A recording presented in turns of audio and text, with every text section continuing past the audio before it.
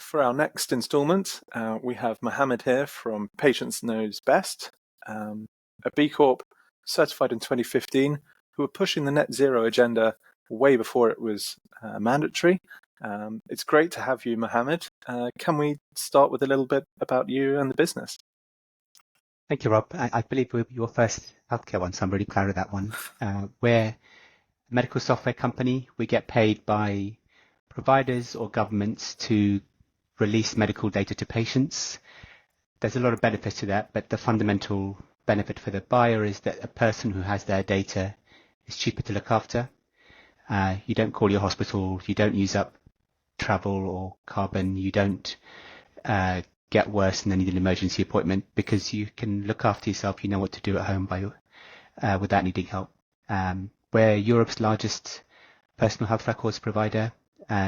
Some of you will have seen this in the NHS app. We expand the NHS app a lot. We release 20 million test results every month. We register 100,000 people every month. And my focus right now is on working with governments to bring this to as many people as quickly as possible all over the world. Amazing. And it is great. You are our first healthcare company here. It's a new sector for us to be exploring. But I was really interested in that net zero piece and reading some of your website. It was about that governance as well within B Corp. Can you just talk to us a little bit about that?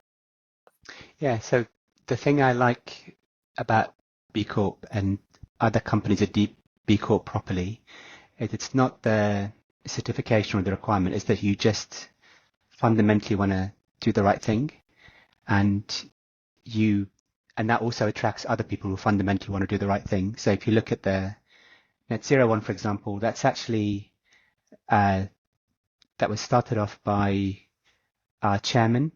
So he's the editor of the British Medical Journal. He's working on the UK Healthcare Climate Committee, so that coordinates all that.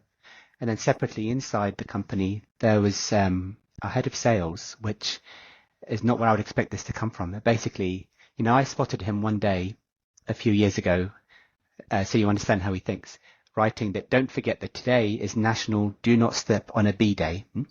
So if you see a bee that's on the ground, don't step on it, give it honey, and that will revive it.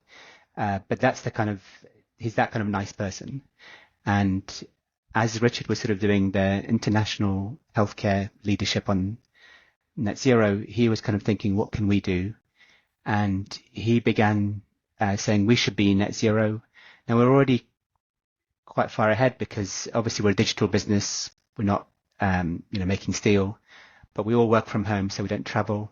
Our carbon footprint is very low. But he said, I want to go make it zero, and I don't want to just, buy some offsets. I want to clean up the carbon that we've emitted. So he was really careful about getting proper carbon capture and removal. So 2021 we just cleaned up all our carbon, and then we started putting together a plan for how to even though we were by far the lowest in our sector in carbon emissions because we work from home and our sector is low emissions anyway. Just how do we continue to reduce that? And then, of course, the sector began requiring this. The NHS now requires everyone to be net zero by 2030 and so on. 2035, I'm sorry. But we were far ahead of that, and we end up teaching the NHS a lot of our experience and other suppliers. Again, because it's the B Corp thing to do, right? It's not something that you keep to yourself. You actually want everybody else to behave in that way. But that was an example of something we did with B Corp. That's amazing. That's great. And yeah, just on that governance piece, it's something that perhaps, I don't know, I think it's very easy to talk about the E of ESG and the other letters get forgotten quite quickly. Can we just touch a bit more about that and your views on that? Yeah, so on the government bit, a key part of B Corp was explaining what we do in ways that governments understand, because we started off as a social enterprise in 2008, but most people think that means you have to be a non-profit or a CIC. That wouldn't allow getting investment to build a tech platform. So we were for-profit but operated social enterprise that was recognized by lots of people, but the government didn't quite understand that they wanted a sort of international label.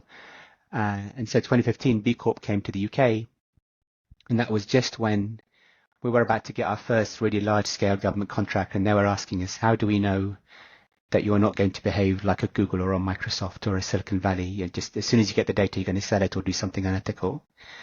And just as B Corp was coming to UK, we were told actually we'd really like PKB to be, the healthcare company in that first cohort. So we certified for B Corp at the same time as getting our first population contract. And since then, that's been really key to explain to governments how we behave. Now obviously governments tell other governments how we behave, but it's a key signal for governments to understand how the company set up. We changed our shareholder articles of association. We documented everything we do, and then it attracts people like Tom. People mention that in all our interviews. They really like joining a company that's a B Corp.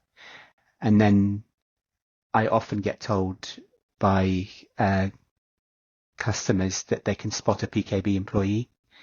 They're just, I will say they're irritatingly cheerful. They're just very nice people. They're trying to do the right thing, and it comes across. And signaling that to those people B Corp was important, and then those people signal that to everybody else. Yeah. It's what we try and build with GoodFX, that everybody's part of the team, and the energy. You baked it in from the beginning, Rob. It's really great to learn about it.